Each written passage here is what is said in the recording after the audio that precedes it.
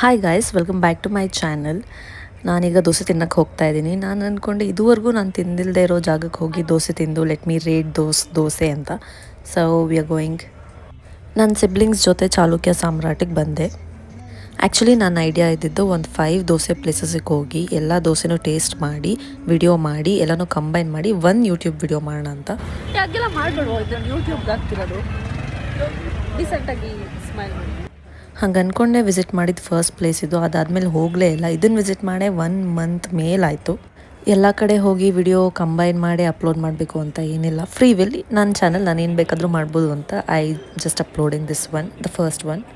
ಯೂಟ್ಯೂಬಲ್ಲಿ 1 ಮಂತಿಗೆ 4 ವೀಡಿಯೋಸ್ ಹಾಕೋಣ ಅಂತ ಅಂದ್ಕೊಂಡೆ. ಅದೇ ಥರ ಜಾನ್ವರಿಯಲ್ಲಿ ಐ ಕಂಪ್ಲೀಟೆಡ್ ದಟ್. ಬಟ್ ಫೆಬ್ರವರಿಯಲ್ಲಿ ಐ ಓನ್ಲಿ ಪೋಸ್ಟೆಡ್ 2 ವೀಡಿಯೋಸ್. ಫೆಬ್ರವರಿಲಂತೂ ಅದೆಷ್ಟು ಬೇಗ ದಿನಗಳು ಹೋಯಿತು ಅಂತ ಗೊತ್ತೇ ಆಗಲಿಲ್ಲ. ಅಕ್ಕನ ಎಂಗೇಜ್ಮೆಂಟ್ ಬೇರೆ ಇತ್ತು. ಸೊ ದಿನಗಳೆಲ್ಲ ರಪ್ ಅಂತ ಹೊರಟೋಯ್ತು. And on top of it ಅದರಲ್ಲಿ ಇರೋದೇ 28 days. You can't entirely blame me. Finally dosa ಬಂತು. ನಂಗೆ ಆ್ಯಕ್ಚುಲಿ ಆರೆಂಜ್ ಕಲರ್ ದೋಸೆ ಇಷ್ಟನೇ ಇಲ್ಲ. ತಿಂತ ಬರೀ ಆಯಿಲಿ ಅನಿಸುತ್ತೆ. ಬಟ್ ಎನಿವೇ ನಾನು ಫೋನ್ ಕಲರ್ ದೋಸೆ ಅಂತ ತಿಂದೆ. Coffee. It's so awkward to record in front of your family. ಬಿಡಬೇಕಾ? ಕಾಫಿ ರಿವ್ಯೂ ಮಾಡೋಣ ಅಂತ ತಗೊಂಡೆ. ಅಕ್ಕ ತಮ್ಮ ಇಬ್ಬರು ನಾನು ನೋಡ್ತಾನೆ ಇದ್ರು. ಅದಕ್ಕೆ ನಾನು ಸಖತ್ ಕಾನ್ಷಿಯಸ್ ಆಗ್ತಿದೆ. ಎಷ್ಟು ಕೊಡಿ ನಿಮ್ಮ ಪಡಿ ನೀವು ಕುಡೀರಿ.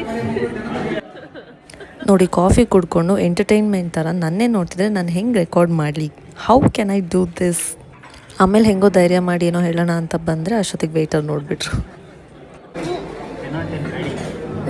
ನಾನು 10 on 10 ಅಂತ ಹೇಳೋದು ಬ್ಯಾಡಿನ ನಾನು. Thank you.